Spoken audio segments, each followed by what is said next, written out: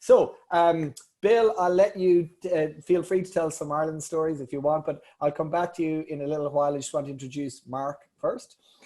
So for our Irish participants, I think most people will already know Mark, having been RTE's first Washington correspondent, a news anchor on primetime and a number of other RTE news programs. He left RTE and started his first business, Storyful, basically in the depths of the Irish recession. And that was the world's first ever social media based news organization. He built that business and successfully sold it a couple of years later to News Corp. He has also headed up Twitter Europe's media team, and he has now started his second business, which I'm sure he's got, Kinzen, which hopefully he'll get to talk to us about a little bit more. So it's a pleasure to welcome you both, Mark and Bill. Great to be here. Thanks. Great to be here. And great to be on with Mark. Thank you. Journalism is so important in this day and age too. Well, and, I think we'll really like, actually, specifically around the Kinzen USP really will resonate, I think, in this COVID world. I want to make one logistical announcement before we get started. This session works so much better, as it did yesterday, when people are contributing.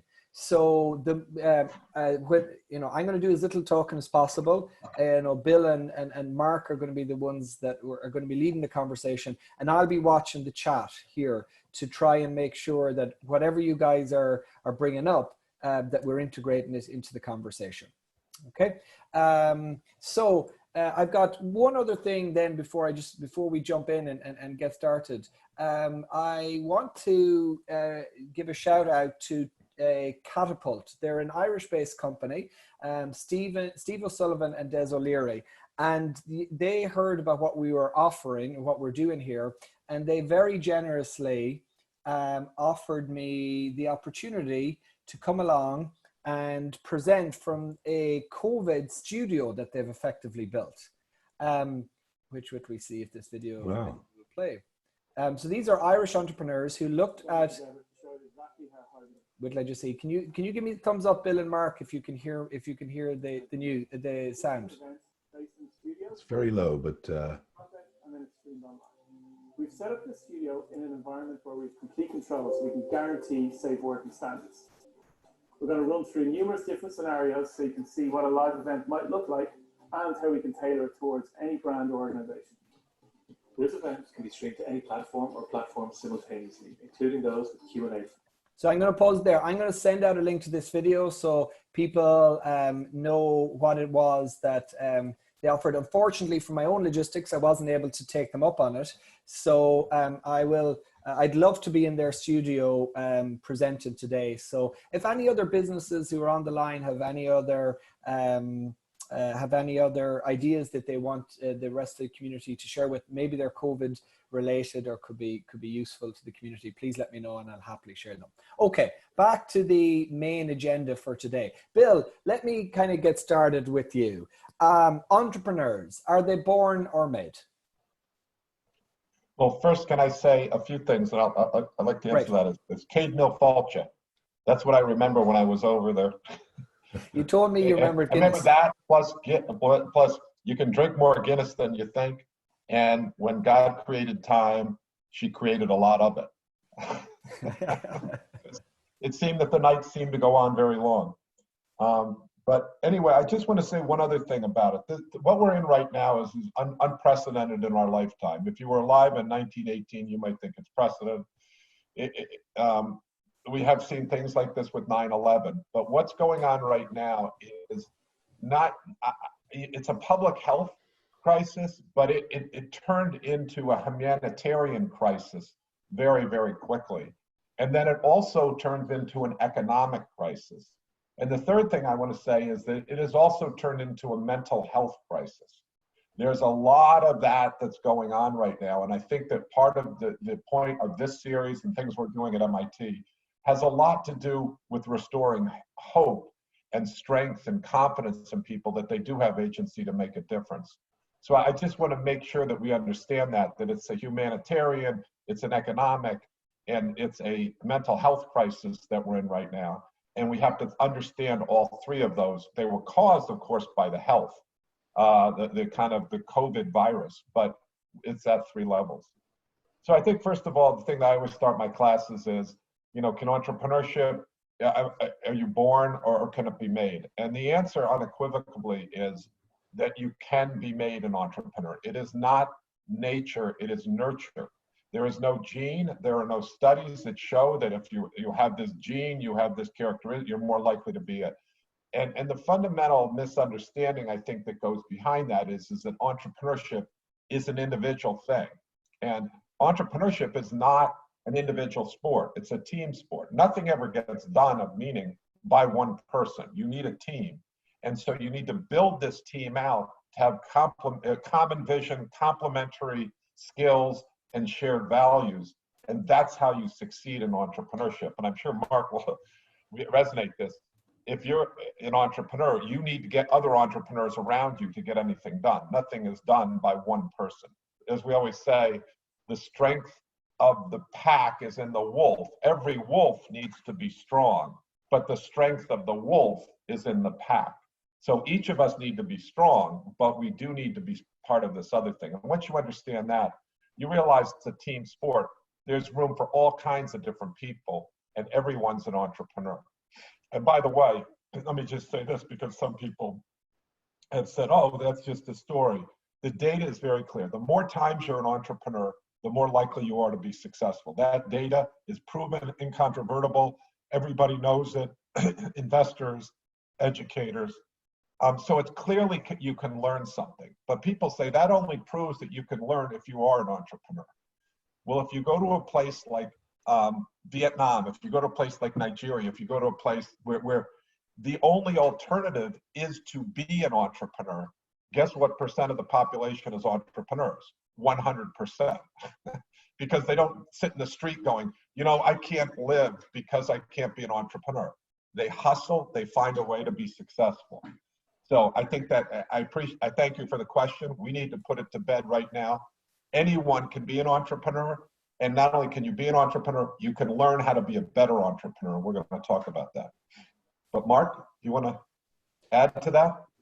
Yeah, I really think one of the things that I find so empowering in what you say there, Bill, is in relation to the idea that we are pack animals. And I think one of the myths that we need to bust right away, and I hope we get a chance to do this over the period of our time together, is that in some ways we celebrate the lone, iconoclastic misfit. We have these people on stages who we're supposed to look up at and go, the great old line of Steve Jobs, the crazy ones. Well, in some ways we should celebrate the idea that actually it's the ones that have a collaborative instincts, the entrepreneurs that actually realize from the very get-go that they're only as good as their vision and their team. And if they can't find a way to essentially decentralize power in their organizations as they grow and find ways to have networks that support them in the bad times, then they're really going to get themselves in trouble. And I always think in a time of crisis like this, there are three things I've sort of experienced in my conversations with my network over the past couple of weeks. And the first is, in time of crisis, the entrepreneurial mindset in one way is perfectly formed for a moment of crisis like this. Because for me, the greatest test of an entrepreneur is have you come to terms with the worst that can happen? Have you actually sat down and said, I'm going to try this. It could fail. In fact, statistics tell us the majority first time out will fail. Am I okay with that? What's the worst can happen? Am I okay with that? So therefore, we already have a head start as a group of people, as a tribe, in a moment when the worst is actually happening. The second is a big difference for entrepreneurs between endurance and resilience. And this is something I didn't discover until, well into my journey, to my eternal regret. I was a war correspondent, so I knew I would be sent out to war zones and I could put up with really extreme circumstances, and that was great, but I could always go home. As an entrepreneur, there's a difference between endurance and resilience. Resilience is getting up every single day knowing you're going to get a kick in the head. It's not going to get necessarily better. When you go home tonight, you're still carrying with you and those troubles of the day, and you'll get up the next day and it'll be the same again. Can you come to terms with that long, even journey that's up and down almost every day? And can you be okay with that? So resilience is critical right now. Finally, we always talk about resilience as if that's all it takes. Survive long enough to let the idea work out. I think we have to add in this particular crisis something else, relevance, because it's not like 2008 and 9, where the market went away and it will come back again, where, you know, money will be diverted to a different part of an existing market. It's not the same. There will be certain markets that have gone. They will never come back. There are other markets that will emerge that are completely untapped. And I think if you're to build an axis right now for any entrepreneur, I would say on the X perhaps is resilience. Do I have enough runway, both in emotional energy terms, but also obviously in terms of your cash? And am I relevant? Am I in the top right-hand quadrant of this axis? Is my skill and my product, potentially retooled, going to be relevant in a world without mass air travel, in a world conducted on Zoom meetings, in a world where people are going to put such a huge premium on trust above brand, potentially, and maybe the interaction of both? Finally, I'm also wary today of not giving you the 10,000-foot picture without actually going into the weeds of right now. I know on the people on the call, and already seeing this coming through, people are ghosting you right now. The people you thought your best customers, your best friends, your best investors, they're not replying to your emails or your calls. And you got into this business because you wanted to be the master of your own destiny. And suddenly you're sitting there at home or wherever you are, and you're waiting for these people to phone you back and they're not calling you. And suddenly you are going to be the master of your own destiny. And now you're dependent on people for whom you are probably the least important thing on their agenda today. And that's so hard to get your head around. And so I think we can give some practical tips on that, but I think it's linked back to this concept of resilience. The game has changed. The new normal is new rather than normal. So try work in that space. And I think we have a lot to talk about right now, but these are my initial impressions. And remember, I'm only second time around. You know, come back to me in 6 more journeys and I'll probably have something a bit more authoritative, but I'm learning as I go. When you're my age, Mark. Jonathan, I have to jump in here. It's going to be hard for you to keep control here, but I just want to make the first point is, we came up to 2020 and people were calling me up. They're going, "Oh, you must be so excited. Social Network is one of the movies of the decade." And I said, that is a disaster. That's a disaster. That is that's a Hollywood picture, a version of entrepreneurship. What you see in the movies with the Social Network and with Zuckerberg and Jobs is recreated after the fact, and it's one that's very unusual. Most entrepreneurs, as you see, the statistics are very clear. They're not 21 years old, they're 38 years old. They've worked hard, they grind it out, they build a team. They don't just write a bunch of code in college and drop out and plug it into their computer, write some code and plug it into the internet and it blows up. That is completely wrong. Entrepreneurs need to be disciplined. They need to understand they're not individual, they're team players. They need to understand it's not about manipulating people. It's about building a cohesive team. The second thing, I just want to double down on what Mark said is, I would say it's resilience plus, what we call anti-fragile. You can't just say, I'm going to keep going. You have to say, wait a second, I'm going to wake up today and some shit's going to happen. Can I say that? Are you Irish? This isn't English. This is what do you Irish, think? Right? Yeah. Go ahead, Bill. Go ahead. You're fine. Some shit's going to happen today. Yeah, I'll tell you when you've gone too far. How about that? Some shit's going to happen today. And you know what? I can't wait, because when that happens, I am going to rise to the challenge. Just like when we played sports, there were some people who were really good in the first quarter. And then when it got to the end of the game, when it got crazy and things were happening, they didn't want the ball, or you've got to embrace this chaos, this unexpectedness. You got to say, adversity, bring it on. That's what makes me stronger. It's not just, I'm going to keep going and I'm not going to let this stuff. You got to say, wait a second. The relevance is no more air travel. You know what? I got an advantage because I realized that before anybody else, and I'm going to change. I'm not going to hold on to the old stuff. That's the entrepreneurial mindset that we need. It's an anti-fragile one. Not only do we not break, not only do we don't just not break, we get stronger in the face of all this shit that's going on right now. And this won't be the last one. By the way, Yeah. COVID-19, Sue Siegel said, and this was so, she said at MIT a year ago, she's the chief innovation officer. She said, the pace of change will never be as slow as it is today. It will only increase. Everyone's going, oh my God, we have Brexit, we got Trump, it can't be any worse. Well, guess what? We have Brexit, we have Trump, we have Hong Kong, we have COVID-19. Once we get to the other side of this, as Mark said, there are going to be new opportunities, but those opportunities are then going to dynamically be changing. And it's the entrepreneurial mindset that will do this. The management mindset takes something and tries to optimize it and make it more predictable.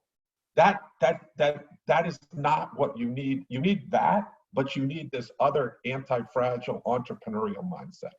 Can you talk to me? Sorry, I'm going to jump in there. Can just dig into this a little bit.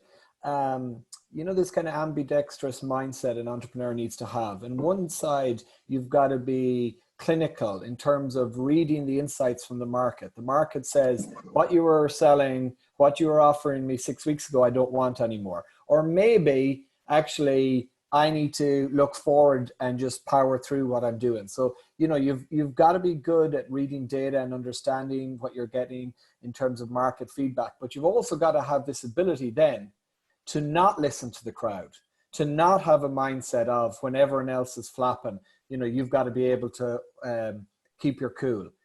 Can you, Mark, tell me a little bit about your own journey and some of those difficulties? Yeah, so the first thing I realized was I had to learn about cognitive dissonance. Like, I'd become a huge student of brain chemistry since I became an entrepreneur. Again, in retrospect, because I would screw up and then I'd work out the next day why I did it. And then I'd read a bit more about cognitive biases, and I'd read a bit more about my amygdala, which is that tiny little almond-shaped piece of your brain that's a relic from the cave people era. That is where your fight and your flight and your paranoia and your fear and all the bad decisions come from there. And your job as an entrepreneur is to move all your decisions to the front of your brain, your prefrontal cortex, which is your computer, which is the rational, data-driven, learns and takes a moment before making the decision. And so the battle as an entrepreneur, I think, again, between this concept, as Bill so well put it, anti-fragile, is to learn to be mindful of the moment when you're operating in a sense of fear. When you have suddenly seen a competitor who's got a better product than you, and your instinct is immediately try to copy that. Or your instinct is to read the latest op-eds from a business news organization. No, I tell you what, when they're in the op-eds, you're too late. But you have to react to that because everybody else is around you thinking about the new idea. You've actually still got the idea. So I think there is this balance between the back of your brain, the fear, the sense of paranoia, and the front of your brain. Then you start to realize that's also replicable in a style of leadership. Because I think Bill made the point, he said management. And I think one of the crucial things I've understood is the difference between management and leadership. I think management is walking into a room and making sure everybody feels that you know what you're doing. They look at you and go, oh yeah, that's the boss. That's why they're the boss. And leadership is walking into a room, even a virtual one like this, and everyone walks away going, I know what I'm doing. They've decentralized power to me. They trust me. I've got psychological safety. I know someone's got my back here. And that's the boss. But it's my lever to pull. It's my control. And I think more and more that I've realized over the years is that I'm really the creative ideas guy. I've got a whiteboard, very low tech in the background here. It's just for me, but I'm the kind of guy who loves the whiteboard. I work with people who love Gantt charts and process. And I've learned over the years that I have to be really, really good at a lot of things, but I can also delegate to people who are better than me at other things. And so surrounding yourself with people that are better at certain parts of this process, this management process particularly, is critical.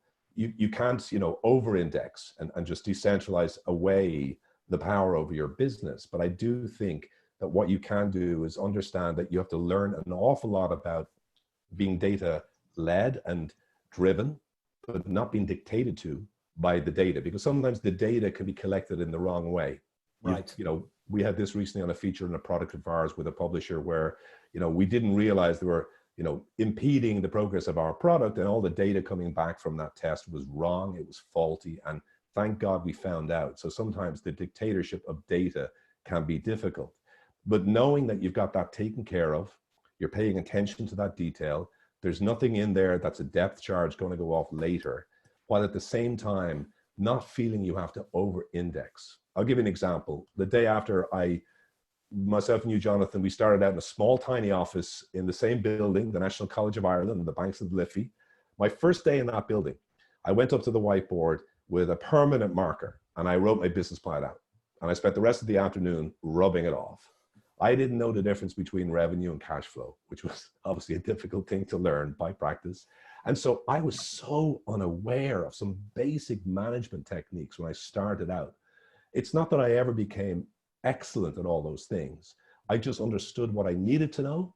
And then I understood the kind of people I needed to have around me so that I could cure my blind spot.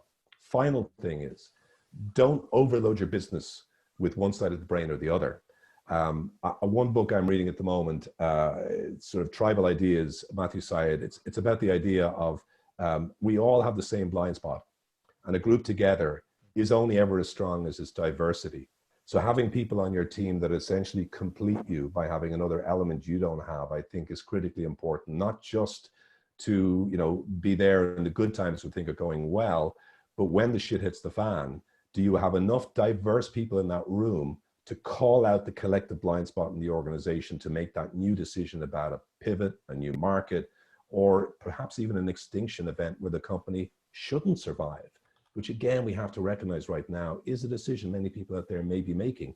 And that is an important decision. It's not something that just happens to you. So all of these cases, from my point of view, the right and the left, they have to work together in an organization, but you as the leader don't necessarily have to master all of the both aspects of both sides. Right. Just be mindful of the conflict.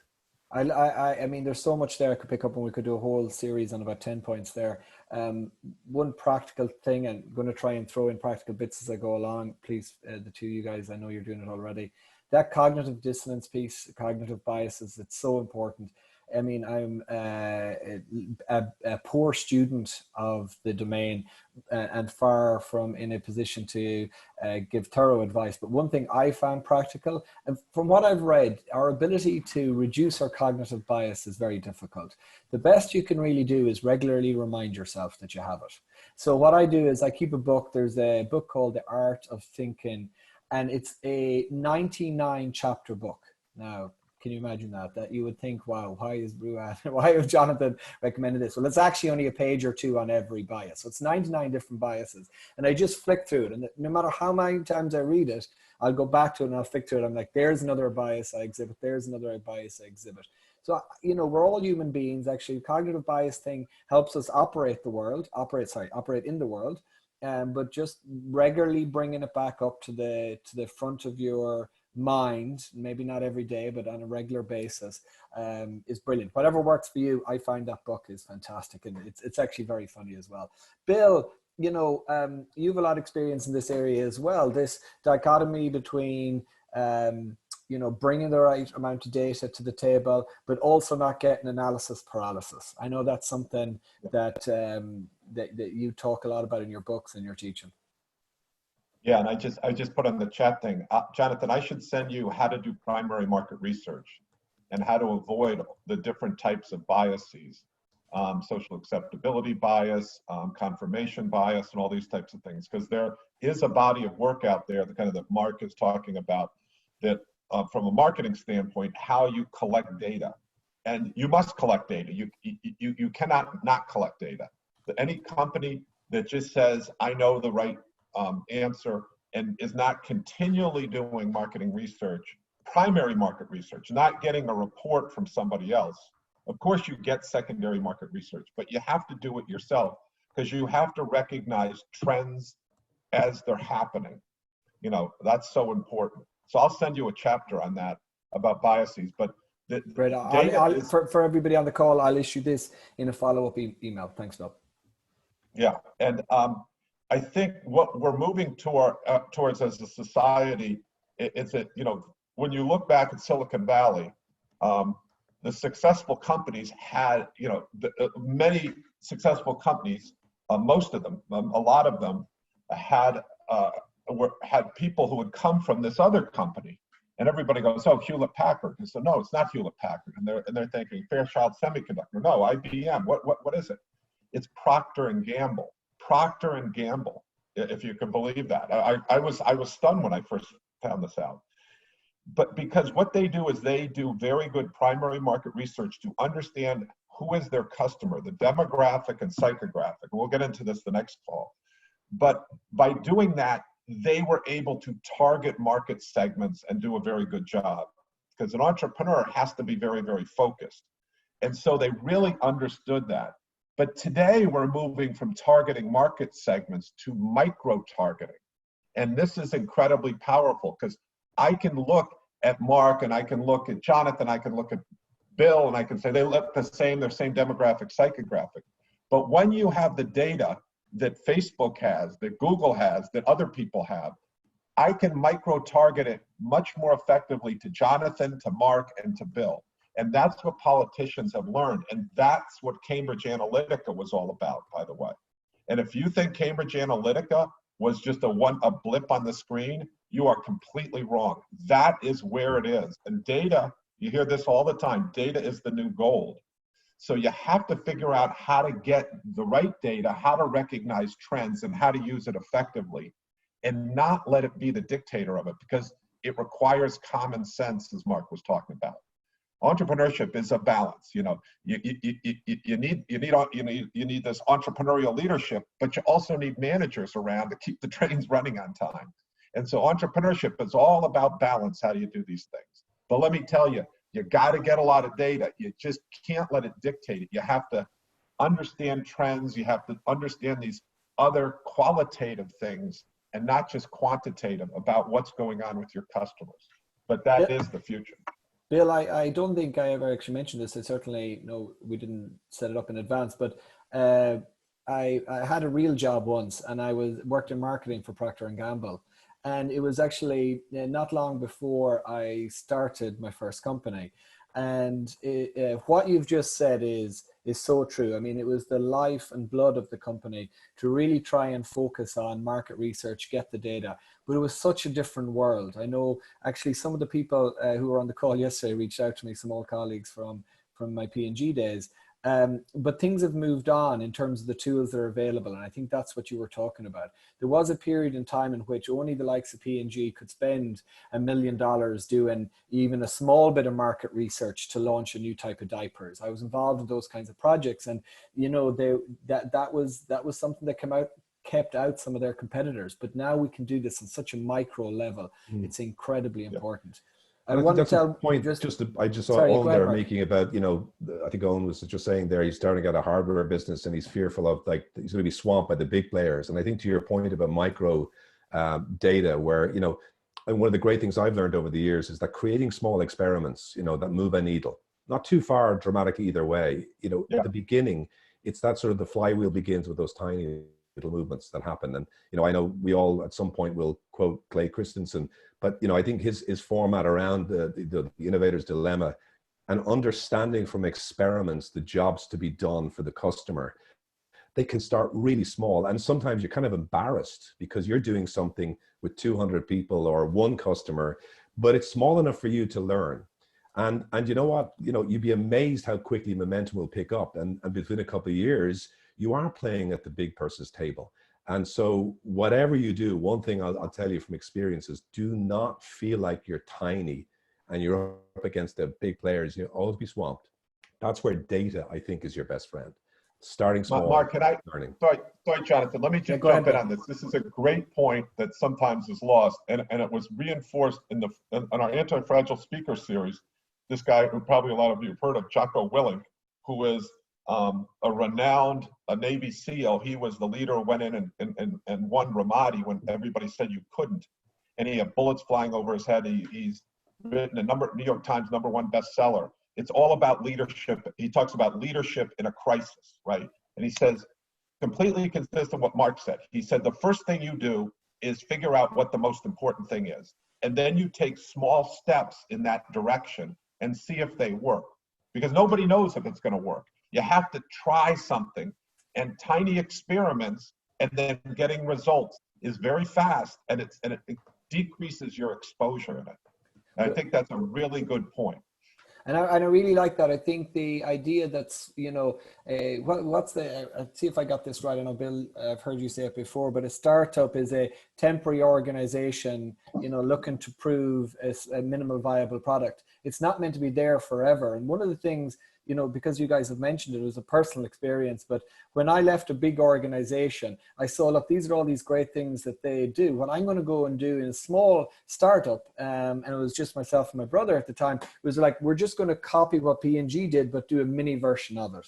And this is a syndrome, Bill talked about it, but it's called the Dollhouse Syndrome. Now, what you're meant to do is, what you're not meant to do, but what a lot of people think is, I'm going to look at how big companies do stuff, and I'm just going to I don't have as many resources, so I'm going to do a little bit of everything that they do. And that's not what you want to do. You don't want to get sucked into that Dollhouse Syndrome. What you want to do is, play where they're not playing. And so there's tremendous amounts of academic research on this, but that proves that we talked about Clay Christensen, one of the great strategy professors.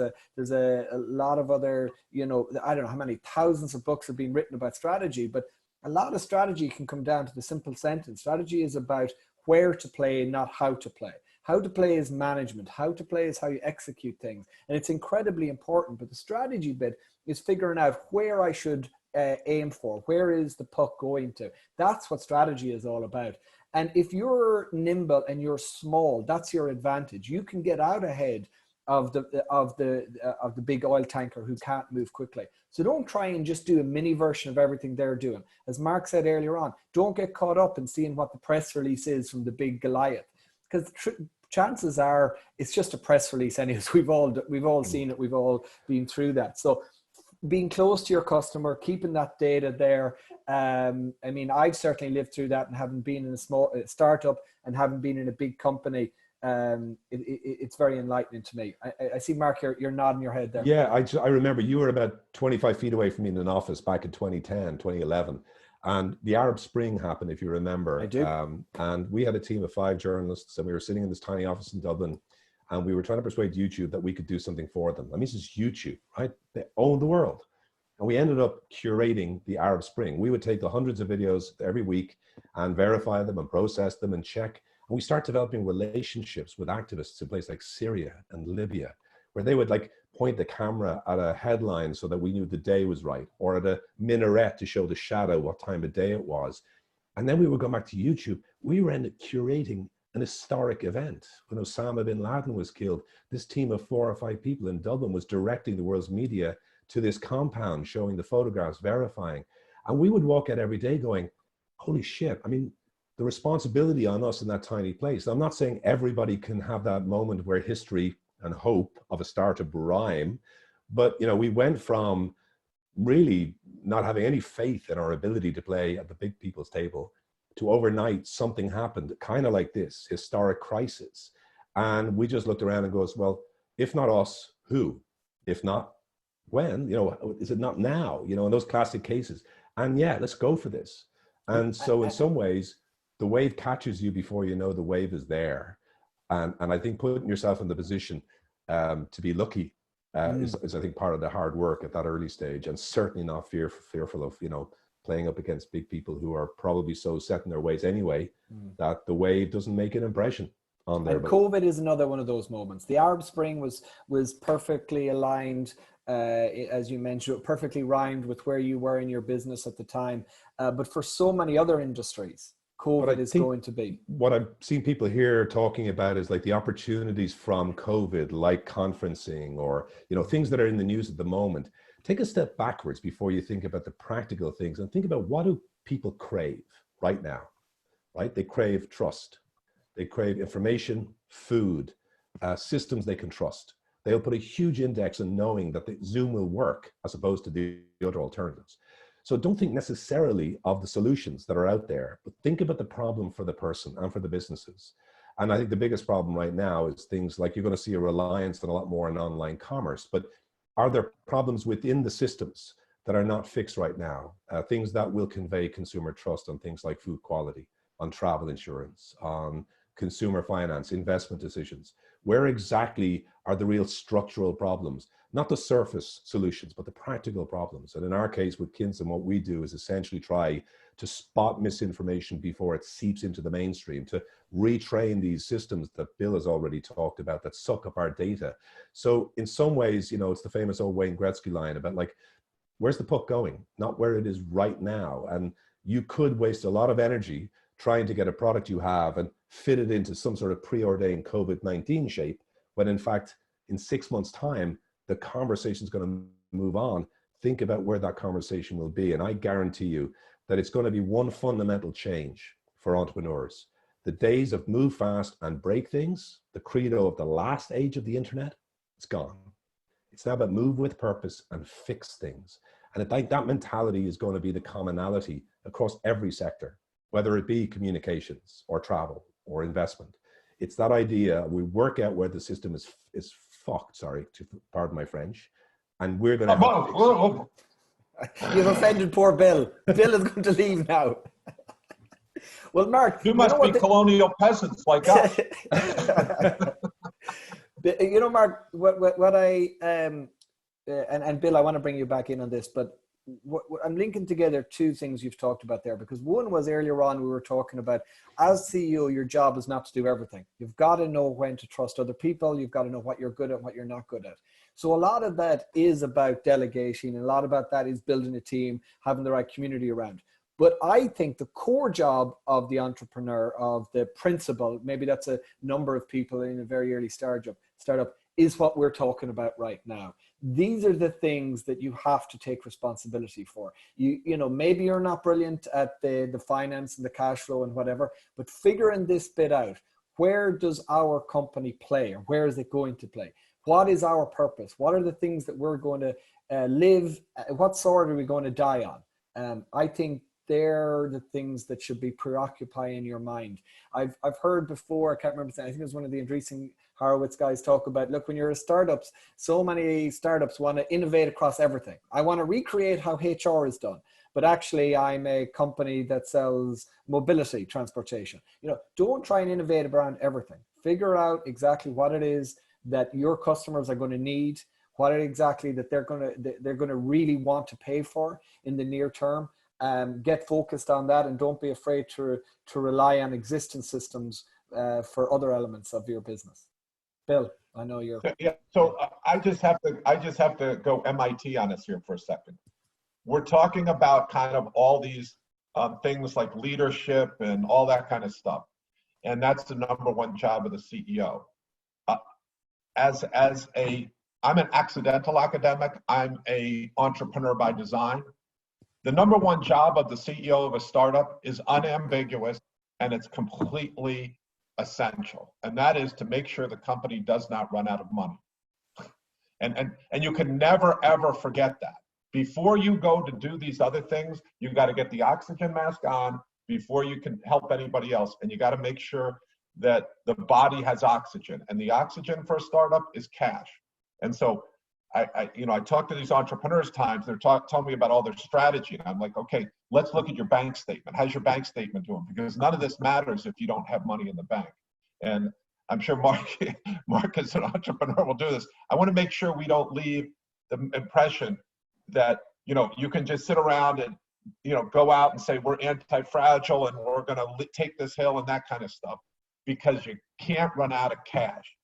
I can't emphasize that enough in our programs. I say the number one job is you can't run out of cash. Now let's talk about these other things. So I'm sorry, Jonathan, but I want to make sure that we keep it real and authentic here. I do, and I'm going to bring in something that a commentator has made the point of, and I'm not even qualified to answer, but I'm just going to bring it up. The reality is, it is three guys on the phone on this webinar today. I actually had reached out, just so everyone knows, I had a discussion with a couple of other people about how we could try. This was all pulled together very short notice. We had tried to bring in two female contributors, but didn't work out. And a commentator has made the comment here that there's quite a bit of the comment, but actually that maybe we're being quite male orientated about this. Maybe what we're trying to do is, we're talking about this, you know, mentality, and it is hard for me to actually say what is the male mentality when you are male. So I've no doubt that we're missing elements of this. What we're talking about is not the only way to go about it. And yes, we are adding our stories because that's our lived experience. We can't separate them out, and that's part of the webinar. But hopefully there are still insights that I think are universal. I think this idea about leading people, if you want to lead, if you've got your right community together, whatever right is for you, and leadership works with that community, it doesn't have to be the way, you know, Bill Aulet or Mark Little talks about it. I think. Yeah, I think there's the commonalities that I think unite entrepreneurs as a tribe are worth pursuing and worth recognizing. To Bill's point, for example, around cash. Cash is neither king nor queen. Cash is just the wall approaching you at 100 miles an hour, and it's not distinguishing anything. The commonality in those points are, you know, the job of the leader is to soak up the anxiety of the team so that they're not totally and utterly fixated on the wall coming at them, but they're coming up with strategies to make sure you go around it. That's the commonality. But I think one of the key issues that I found in recent 10 years is the rise of the kind of tech bro mentality associated with this last wave of the internet that was, you know, think about the language that we think about, wartime analogies, and there is an aggression, there is a celebration of this macho ethic about working your fingers to the bone and to being the one who's like pummeled, like sort of Muhammad Ali in the ring, right? Now, that's the language that we need to take, wrap up, and put in some sort of time capsule. And we'll all look back in 25 years and goes, holy shit, were we drinking that particular Kool-Aid, to be replaced by the understanding that diversity is not some sort of policy objective to get to ratios. It is the absolute core of any successful business. And a leader who is not being challenged constantly by the curiosity of other people, the curiosity of other positions, is going nowhere fast. They may be able to, you know, max out on the aggression, and in some markets that may suit, but diversity itself is not some sort of add-on. It's the core of it. And I think that's what's starting to emerge for, you know, middle-aged white male leaders like myself. I don't have to necessarily be different in terms of where I come from, but I have to understand and surround myself with people that understand blind spots. Finally, there are, I think, a lot of women entrepreneurs right now who are people who are establishing a leadership position on some of the most fundamental issues. I don't know if it's too early to say. There is a particular type of background for a female entrepreneur that makes that person better to talk about things. But I look at Katrina Fake, who was one of the original founders of Flickr, and she has started a podcast that I listen to a lot. It's like she's asking this one fundamental question of all startups: why do you exist? Like, if you disappeared tomorrow, would people miss you? And I'm not saying it's because Katrina is female, but I mean, that for me is a question I never heard the tech bros on stage at these big conferences ever asking themselves, because their confidence was so supreme. In some ways, for me, what I've been learning on my journey, particularly my co-founder, Anya Kerr, who's somebody who brings to the table different skills to me, but she's constantly asking these questions about why do we exist? What will people miss? Whereas I kind of, my journalistic background, I'm just trying to sell you something. So those mix of skills, I think it's too early to say if there are natural traits that are more to do with male or female entrepreneurs. Yeah. But the emergence of new ways of thinking is the future of this next wave. And I think that Katarina Fake question about, like, why do you exist right now in terms of COVID-19 is a fantastic place to start. Well, Bill, you here's my one. Can I just add some data? Yeah, please. Yeah, let me just add some data and some action points to this. So the first one's pretty simple data. I don't know what it's like in Ireland, but in the United States, there's a great book by this guy named Noam Wasserman that studies founding teams called Founders' Dilemmas. I recommend it to everyone. It's a great book.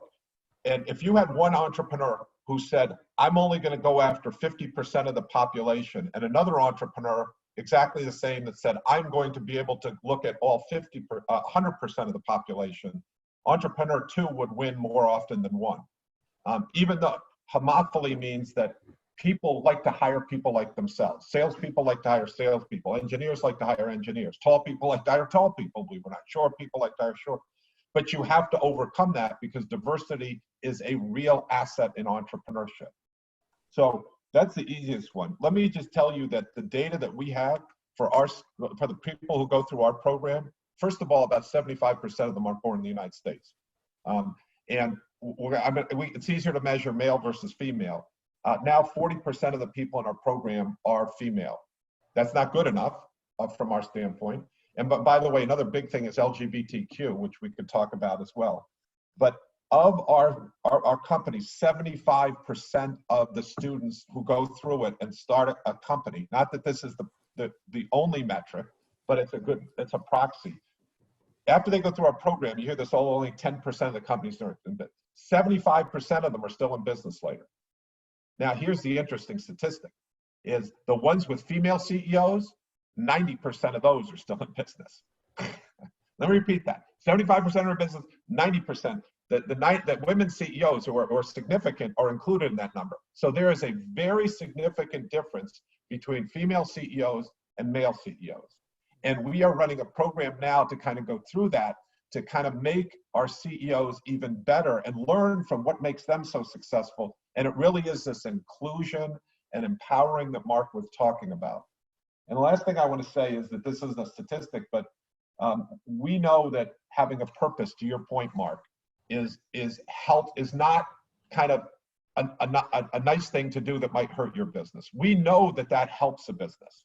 That if your business has a purpose, that people are more likely to stay with it when you go up and down. If they're just there for the money, that's the least sticky thing that you can have, because when the elevator's going up, everybody stays on. But when an elevator starts going down, they say, well, I can make more money at Goldman Sachs. I'll see you later. And when do you need your people? You need them when the elevator's going down. And there has never been a startup where the elevator went up forever, except potentially Uber and WeWork. And how does that end, by the way? So in our series, I don't know if you're sending this out to them, Jonathan, we talk a lot about this. It's not, we start off with Jocko Willink and Billy Campbell and how you make decisions, but then we go into how do you stay mentally healthy in this? And as a startup, and we had a young woman who was an Afro-American woman, LGBTQ, she was homeless in the United States. Her name's Arlen Campbell, and she started a VC fund when she was homeless. And she talks about all that stuff. And underrepresented, she says, underrepresented is a great opportunity for me as an investor. That means underestimated. When I hear underrepresented, I hear underestimated. That means here's an asset that I can buy low and when it reaches its right price. And the last thing is that the one we just did on Tuesday was all about purpose, principled entrepreneurship, Mark.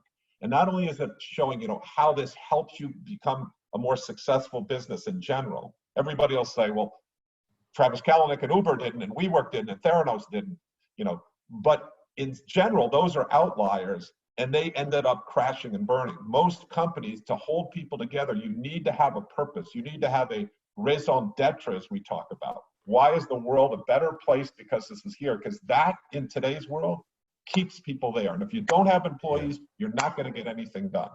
And Bill, that's a great point. And Jonathan, sorry to interrupt, but I think there's just one quick experience in my life that's proven this concept around principles, purpose, and also consistency of principle and purpose. So I was hired by Twitter, and I joined the day I joined Twitter. Twitter was in real problems at the time, and I think the stock price was dropping about a quarter the day I joined. I think not because of me, but that was just an indication of how difficult things were. We don't know, Mark. We don't know for sure. I will not underestimate my ability to have a negative impact on its share price. But I was then in a position where I sort of suck in the Silicon Valley mantras, right? And they give you in Twitter a chance to cover your laptop with one of the slogans of the company. I chose communicate fearlessly to build trust, right?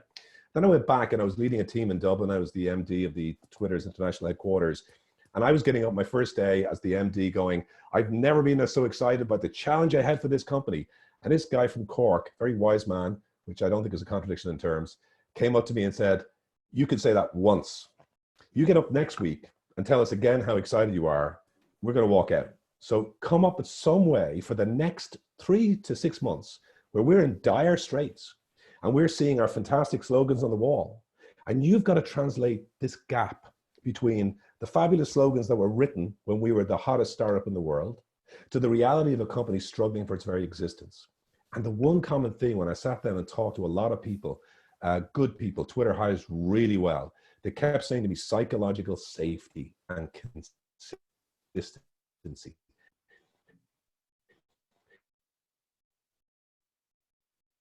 Ooh, Jonathan, we got to get him to re-say that. That was good stuff there. Psychological safety. I think we dropped you, Mark. I can hear Bill. I can hear you fine, and it's Mark that I think is that correct? Are you getting the same, Bill? Yep. Okay. While Mark is coming back in, why don't we maybe just take over, which will be a little bit difficult because I don't think he knows it yet. Hey, Jonathan, I think we should probably, because we could go like this all day, like we're sitting at a bar. Can I just make one last thing? Is please. Irish, and I'm not here to flatter you. As Jonathan knows, flattery is not in my repertoire. You're not very good at it either. I saw you tried to do it once. It didn't work. Let me just tell you, Irish people are very good at entrepreneurship because they don't take themselves too seriously. I put this in the chat. If you take yourself too seriously, you will not admit when you're wrong, and it's harder for you to pivot and adjust. And entrepreneurship is all about, I have a hypothesis, testing that hypothesis, and then adjusting. And if you take yourself too seriously, you can't adjust. So I think there's, in your culture, you have a lot of positive things. Apparently you don't have good internet connection. that is a cultural problem indeed. I completely agree with you, Bill. Not taking yourself too serious, but at the same time, just being able to get on, move on and get the job done and move forward. I think they're, they're very difficult things. You talk about the pivoting. A lot of, we set today up, the focus is going to be on mindset. Okay. And so for a lot of people who are listening in, their business may not be, their industry may not be as an attractive place to be as it previously was. And so they're going to have to pivot. They're going to have to move. Should your communications with your team, should your mindset, should your way of operating be different during that transition, during those pivots, knowing that there might be more than one pivot ahead? Yeah, so what you pivot on is your idea and your market and your product and what you don't pivot on is we have this common vision and we have these values. Those things are sacrosanct. Everything else underneath that, you can pivot on. And I constantly have people coming. And by the way, the other thing is if you find people who have a common vision and have shared values, that means you trust each other. And I saw that a lot in the chat stream. Trust is really about, I know what you're going to do, what you say you do, and everybody holds each other accountable. That's what trust is. And trust comes from a corporate culture. And corporate culture is basically the operationalizing of values so that no matter you're in the room or no matter who's in the room, they are always going to do the same thing. It's a silent supervisor. So I think that I have people come to me a lot and say, we're pivoting our idea. And I go, that's fine. Why are you pivoting your idea? And let me just ask you, the bigger question at the end of this discussion is going to be, do you need to pivot your team? Because if your team is strong and your purpose is strong, that means you have trust, you have shared values, you have vision. Then pivoting your idea happens all the time. And so those pivots are good, but if you have to pivot your team, that's a bigger thing. And it's something you need to do. You have to think about how do you get to the best team. Bill, I've had a great question in here from Martina, one that I don't think either of us can answer straight away, but let's set that as our task for the remaining 20 minutes or so. That Martina asked, before this webinar ends, would you mind ranking the top 5 or 10 essential mindsets? So sure. How about as we're talking, and we come across them, we'll name them. Why don't you get started? I first want to walk back to civilization. It felt terrible to suddenly be on my own, with my own thoughts. Oh, those 30 seconds of the worst 30 seconds of your life. Where are you, Mark? Are you in Dublin or where are you? Yeah, just outside the city in the most beautiful 2 kilometers of the world. So I am never been more privileged. Oh, really? Can you just let me know when civilization gets there? It's too early to tell. Okay, so what are the top? We don't need. I don't think we need to list the top 5 or 10 straight away. But let's throw out 1 or 2 that we think are dead certs, and then I think by the end of the session, I'm going to come back and give at least 5 or 6. Let me start with that. The mindset. The first of all, I always say is that entrepreneurship is about 4 H's. It's about the heart. Do you have the spirit, the willingness to be an entrepreneur? Are you willing to be different? If all the fish are swimming this way, are you willing to swim that way? And do you get excited by it? It's kind of like this anti-fragile mentality. And then I talk about it, the heart, the head. The head is the knowledge. I kind of understand what to do. There are these first principles that you can learn that make you a better entrepreneur. And it's better to learn them sooner rather than later. Mark, don't get to my age to learn all these principles. People go, oh, you have wisdom. I go, yeah, I do have wisdom. Wisdom is the scar tissue from all the mistakes I made for 60 years. So what I try to do is get that back to them. But that's just the knowledge. Oh, I know what to do. What are the first principles? You have to, the third H is the hands. You have to then be able to do it. You can't just read entrepreneurship books. You can't just chat about it. You can't just watch movies or whatever. You have to go through the apprenticeship model because it's a craft. And then the last one is home, which means you have to be part of a community. It's not alone, and it's not just your team. It's entrepreneurs. Howard Stevenson defined entrepreneurship as the pursuit of opportunities with resources that are beyond your control. We as entrepreneurs don't have to control everything like I did it when I worked at IBM. We need to be able to work with other people.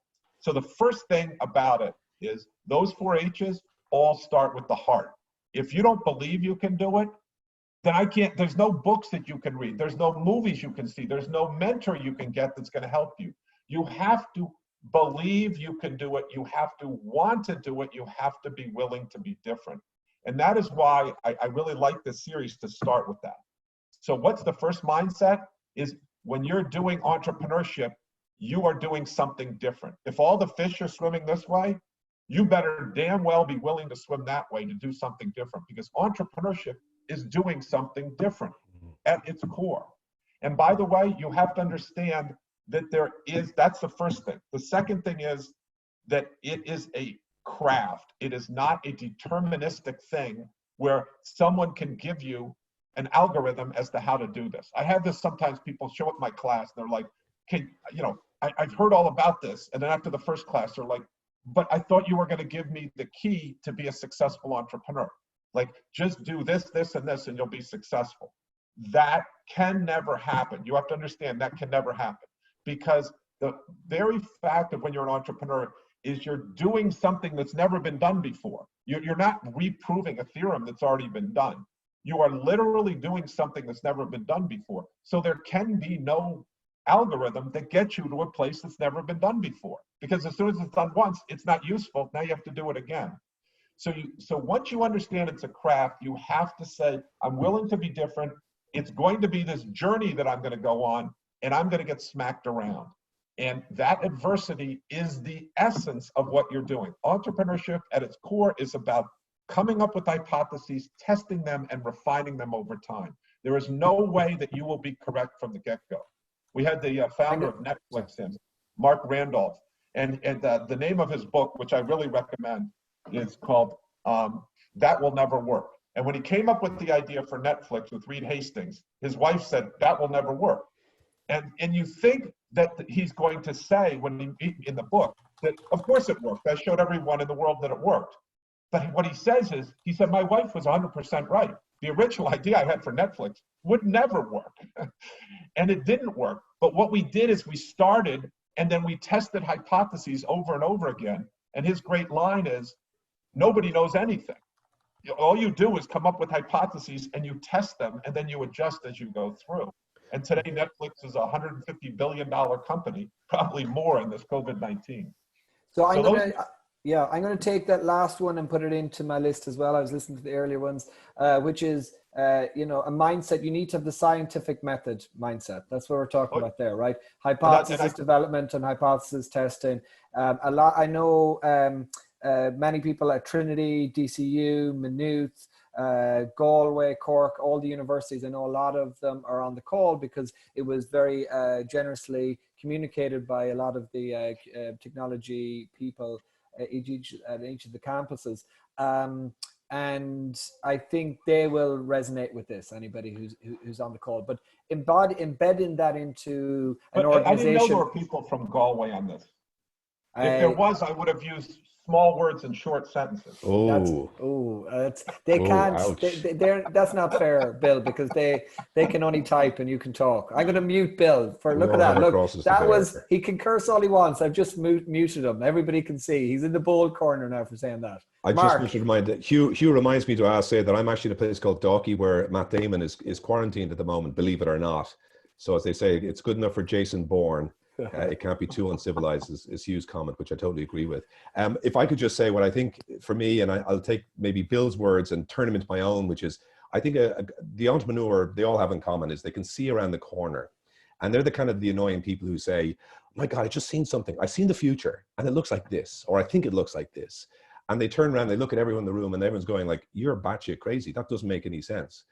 And so that's the point at which the second part, which I think you can learn, which is communications, kicks in.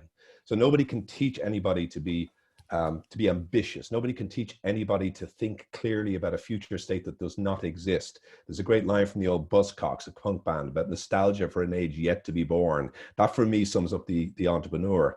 But the communication, when you turn around and say, hey guys, get in the car with me. I don't know where we're going, but I think it's going to end up in a really cool place. And then it's like having kids in the back of your car. Are we there yet? Are we there yet? Are we there yet? And you've got to work out as an entrepreneur how to communicate to the people in the back seat. So the first thing they've got to do is they've got to continue believing in you, even when you're not reaching your destination. And it's what I think I was saying before I got cut off. When I was working for Twitter, I realized that I didn't want to communicate fearlessly. I wanted to communicate consistently. And that requires an awful lot of emotional intelligence, which people feel is a gift. It's not. I think that can be learned. And emotional intelligence is simply not just understanding what someone is doing, but why they're doing it. To understand why your customer is so excited. And sometimes your customer can be excited about your product for the wrong reason. You got to get inside their brain, listen, watch. And I know we're now not in rooms together, but sometimes when you speak, you can see people's reactions. And it's decoding the hidden chemistry of belief and being able to communicate it back to people, I think, is one of the great learned skills. You can't, as Bill says, not have the vision, but you can learn over time the communication skills, but it does require consistency. You cannot on a Friday tell everybody that we're kings of the world and walk in on Monday and tell them, you know, we're 2 weeks away from running out of money. There has to be some way that you can balance on the journey, because that's what people need from a leader. They need to know that it's someone who is the embodiment of the vision, but is also someone who's going to be honest. And eventually the kids get to the destination and they love it. And then it's their victory. And the day that I sold my business, I remember saying, you know, I built the team that built the business. And that was my greatest achievement. Not that I was a startup founder who was this iconoclastic crazy person. That would have killed the business within about 6 months. Maureen has certainly asked, I think maybe one or two others. Mark, do you finish your story about psychological safety when you were at Twitter? Yeah, so there were 3 things, and I developed this with the help of a learning development department inside Twitter. They hire really well. I had a coach as well. So this is not just me making it up, but I came up with this kind of 3-part question to the team. The first part, do you still believe in the vision of the company? What makes Twitter special? Number 2, do you have a hand on some lever inside the company that you can move that contributes to its success, which is really important. Sometimes people can feel very detached from success or failure. And finally, is there somebody in your group that has your back? It could be a manager, but it could be team members as well.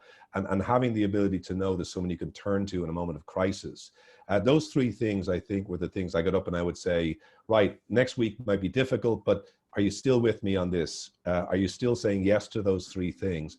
If you're not, maybe we're doing something, but equally, there may be a point, and this is part of the sad reality of being an entrepreneur, where you may have to say goodbye to people because the journey has changed, or because they don't feel committed or connected to the vision as articulated by the rest of the team. So I think that was the three parts that have now, going into my next startup, have guided me with a smaller team. The most important of which I think are having a hand on some lever. Could be tiny. You could order the coffee in the office. It doesn't matter, as long as you know that that's contributing some way to the success of the group. And I feel that's a fundamental motivation, which goes right back to Maslow's hierarchy of needs. It's, I need to actualize myself and feel I'm part of a group. And I think a great leader can help that, particularly in the dark times when the mantras of success don't mean anything to anybody and they need to look around and see who's got my back. They're the ones things they're to points, the anti-fragile point Bill makes, a great phrase. The moments that I love most now are when things are back against the wall and I can find a way to say, stick with it. They're the things that give me greatest satisfaction. So all the things I've learned have been from those moments, not the moments when we landed the big deal or the big payout. They're not the things that teach you success or failure. And reminding Mark, yourself. I want to double down on Mark's thing is moments of crisis, moments of adversity. That's when leaders are made. That's when you can't demand to be a leader. You earn it through situations when things are going wrong, through adversity, through crisis, and that's when you become a leader. Just because you name yourself a leader, that doesn't make you a leader. You have to earn the trust of other people to do that. And I just want to double down on one other point that Mark had to really keep this real is, if you're a leader, one of your jobs is to cull the team and to make sure that the pack is strong. And the pack is strong because every wolf in the pack is strong. And I tell my team this, and there was something in the chat. The team that you start with, it's very unlikely that will be the team 5 years from now. Almost zero possibility. And you have to continually think about, look, do we have the right people in the right slots at this? And you do have loyalty to your people, but you have loyalty to the team overall. And you have to continually build your team to be as strong as it can.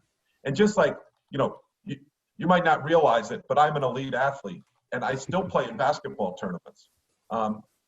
I verified that. I asked myself and I still am an elite athlete. But I'm going to have to mute Bill again. Go ahead, Bill. But the story here is we go and play in the over 60 national basketball tournament, right? And so the team we had did very well. But the next time we go, it's not going to be all the same people. Even though we're friends, we're trying to play for the national championship. And we're going to have to move some people around to do that. That is leadership. Because the number one demotivator of people is not how much they get paid. It's leadership's inability to deal with poor performance. And when I say poor performance, that doesn't mean they're bad. Leadership has put people in a place where they can't succeed or they're not helping out the pack. And so, and I'll just give you a quick analogy is if Mark and I are rowing across the river and he's a really good rower, or the lake, and he's a really good rower, and I row hard, he's going to row harder. But the moment he rows across and he looks over and I'm smoking a cigarette and I'm going, yeah, Mark, just get us there. What is he going to do? He is going to decrease his output. And when we get to the other side, he's going to say, I'm getting the hell out of here. And who is your team left with? Your team is left with me smoking cigarettes when we should be rowing, right? So I just want to make it real here that entrepreneurship isn't all fun and games and sunshine and unicorns and butterflies. You got to make hard decisions, and that's what earns you the right to be able to control your own destiny. And this is something we haven't talked about. People say, I don't want to be an entrepreneur because it's risky. Let me tell you what's risky. It is my friend Steve, who stayed at IBM when I left. He stayed at IBM, and after like a few years, they said, you have a job for life. He didn't control his own destiny. And he was like, what do I do? What do I do? What do I do? I was an entrepreneur. If this company failed, I'm coming right back over here with another company. I can control my destiny because I can create my own job. He couldn't. He had been in the IBM circuit for 25 years. he couldn't get out of that greenhouse and exist anymore. He had been in that greenhouse, and it always seemed like it was low risk, but the greenhouse is getting blown away. And that's the point of COVID-19 and 9/11 and all these other crises. You think you're safe inside that greenhouse, you better get outside that greenhouse and learn how to live, because that greenhouse is going to get blown away. There's no jobs for life anymore. Okay, I'm going to pick up a couple of things. Keep going at Martina's question, which was so good, which is ranking the top 5 or so mindsets. And I'm going to add in there, Mark has distilled down the idea of consistent communications. Ellie from the chat added to that and said, I think what Mark was talking about as well, active listening. And that brings us on to another mindset, which is all around the customer focus. I know it's come up multiple times already, but just that ability right now, more so than ever. I think that might be difficult for a lot of people who are on the line or, on the listening in today. What's the right term for Zoom people? Are they on the line? I don't know, whatever. On the call, Zooming, for all the Zoomers out there. So, like maybe their customers aren't even ringing them back anymore. How are they, this is, it's all well and good. We're here talking about the ideals, but they've also got to be able to get through this really messy patch. The good thing is, things are never going to be easy, but they will get a little bit easier than they are now. This period will end, or it will transition to something else. And if you can survive this, if you can keep a customer focus throughout this, that will sharpen your skills. I know one or two people have disagreed on the chat to say, well, do they really believe that entrepreneurs are made? And it goes back to me for what Bill is talking about, which is that entrepreneurship is a craft. It's not a binary thing, on, off, entrepreneur, not entrepreneur. That's not how it works. There's all kinds of scales of entrepreneurship. And to some degree, you may have brilliant entrepreneurs out there who've done exceptionally well deploying their craft, but their business never took off for one reason or another. So, the monetary success, the headline success, that is not the right measure. We all know that. And if you're, as certainly, I would say almost every entrepreneur I know who has gone back at it time and time again, they're not doing it for the headlines anymore, because it's a dreadful thing to do. It's the worst way you can, if that's, if you want to get your kicks from being famous as an entrepreneur, that's a poor choice. Because it's so it's so difficult. I won't say crippling, but it's so difficult to achieve so-called success. So if you can have a mindset where you enjoy the learning that you're achieving by refining your craft, by practicing during tough times, by utilizing it as often as you can, maybe even on a daily basis. If you enjoy that, deploying that, if that's where you get your kicks, then over time, you will become a better entrepreneur. That's what we're saying. We're not saying you'll be rich. Yeah. We're not saying your company will be the best one ever. We're not saying you'll be up on stage, but you will become a better entrepreneur. I think the thing about falling in love with your customer's problem, I know it sounds such a cliche, but it's a cliche because it's true. And in this time right now, I think there's a mistake that I'm seeing a lot of entrepreneurs making, and I'm watching it on LinkedIn and on all my social platforms, where they're like out there with big capital letters going, we need to save people and you got to get involved in my cause and my product can solve this problem. And like, if you were thinking about your customer, you wouldn't be working out how you can sell them a better package or upsell them right now. You wouldn't be thinking about why they're not returning your call. You wouldn't even be thinking, I don't think, about the idea of like, why aren't they using my product? You'd be saying, how can I help them right now? Because this is I'm definitely working with people at the moment who I am the tiniest problem in their day. And so my question to them is, how can I help? And actually, I might be willing to help you in something that is not about the product. It's just, how can we get through this together? And I think that for me has been one of the consistent joys of entrepreneurship. Back to Bill's point about anti-fragile. When you fall in love with the problem of the user, it's not necessarily sometimes their stated reason for working with you. It's a problem they didn't know they had. Give you an example. Recently, we had part of what we do is we detect, using natural language processing, patterns of misinformation.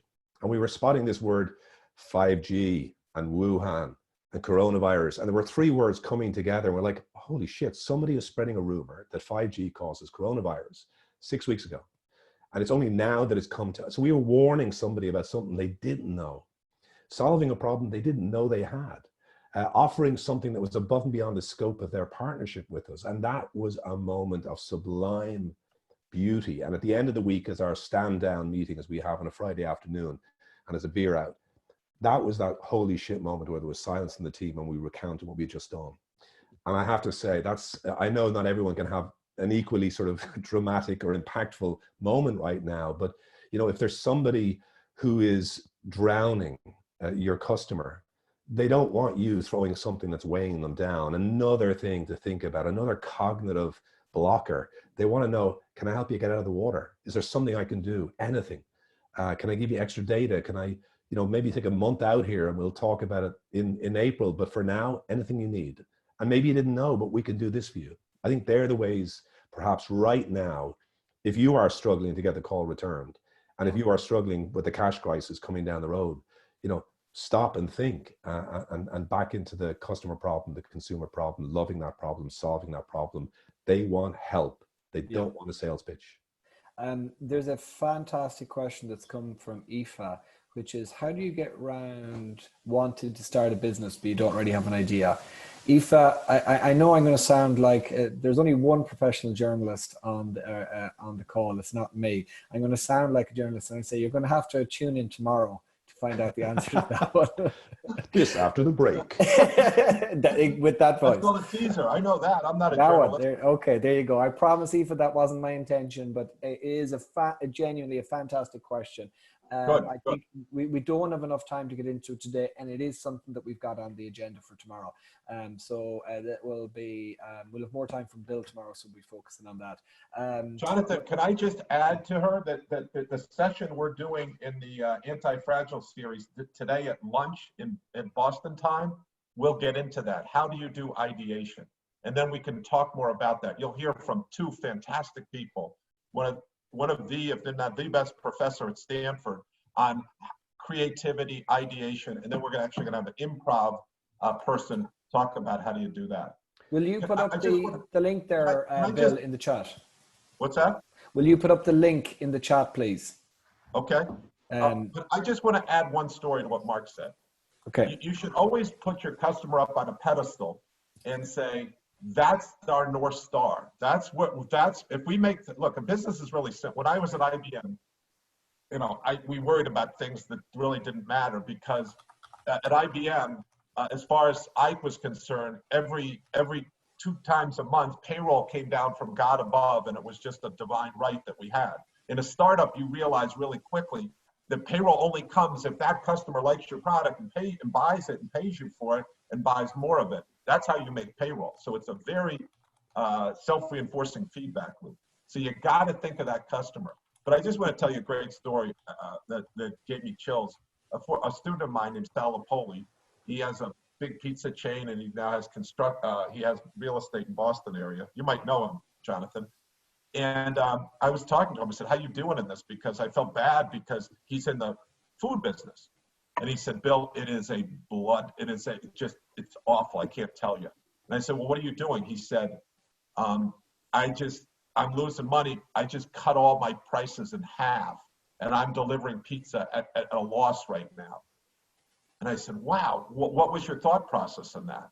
He said, I got to keep my employees. What am I going to do? If I lay them off, they're going to go home. These are people who, it's just going to be really bad if they go home and they don't have a job." And he said, secondly, what my customers, they can now get 2 or 3 meals for the same thing. They don't have money anymore. And I just thought that was brilliant. So he is taking a short-term loss on this. He could have just laid everybody off. So we're holding off. But he is keeping his people employed. He's keeping his customers and giving them a COVID-19 coronavirus special. And do you think that builds trust? Do you think when they come out of this, they're anti-fragile and they're stronger because they have more loyal employees, more loyal customers? Damn right. It's a brilliant investment. Brilliant investment. Sorry. Sorry, Mark. Yes, please. Jonathan, 30 seconds to just, one thing we haven't touched upon here is mental health. And I want to say to everyone on this link right now who's listening to all this and going, I'm getting all the big stuff, but I wake up every day and I get out of bed, and the first half an hour out of bed is negative thinking. I'm trapped. How do I get out? I got to get to that call at 9:30 with my staff, and I got to be in better mentality. That is your challenge right now, is get yourself to a place where you can start working with things like mindfulness. And I know this sounds like an option. It's not. I would go and listen to Sam Harris right now, who's doing some really good work about how you realize you're not alone. You have what it takes. The reason you're there in the first place is you've gone through this before. So look back to your past, be mindful of the fact you've got through this before. Together, as your team, we have this. There's no more liberating thing in the entrepreneur's journey than someone says to you, we got this.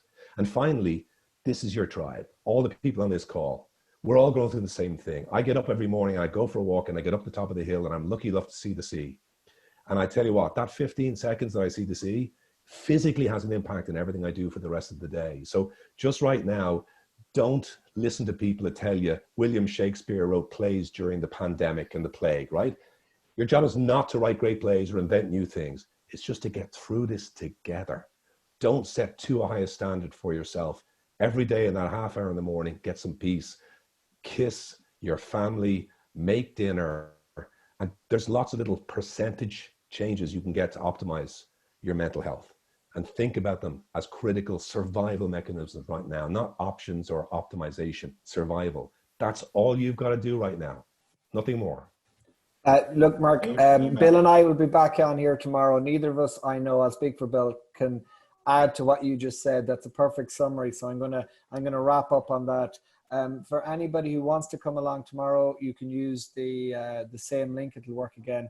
But before I leave, I'd like to thank both Bill and Mark, but I'll be seeing Bill again tomorrow. But Mark in particular, thank you very much. It's, you know, you've been very generous at short notice. You just said yes straight away. And I think it adds to the fact that you just don't talk about that you believe these things, especially about community. You actually live them, which is really important. So thank you. It's been an absolute privilege and honor to talk to you and Bill and everybody on the chat here today. And you know, again, like, we got this, and all I want to say is that sorry for the technical interruptions there. Bill, we hope to see you back when we can physically have that pint of Guinness and not be Zooming at all. I would love it. This has been a real pleasure. And thanks for what you do in journalism. This has never been more important. And thank you, Jonathan, for having me. Yeah, absolutely, Jonathan. Dave Milfalcha. Thank you very much, guys. Take care.